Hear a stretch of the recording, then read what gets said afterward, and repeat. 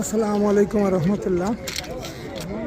আমি এখন হেরা পর্বতের চূড়ায়, জাবালে নূর পাহাড়ের চূড়ায়। এখান থেকে আপনারা দেখতে পাচ্ছেন দূরে মক্কা শরীফ ওয়াচ টাওয়ার দেখা যাচ্ছে। ক্লক টাওয়ার, এটার সাথেই মক্কা শরীফ। দূরে পাহাড় দেখেন, সুন্দর সুন্দর পাহাড়।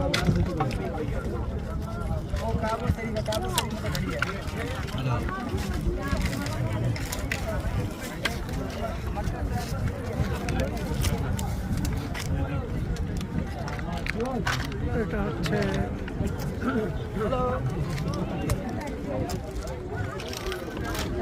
এখন মানুষের হিউজ ভিড়।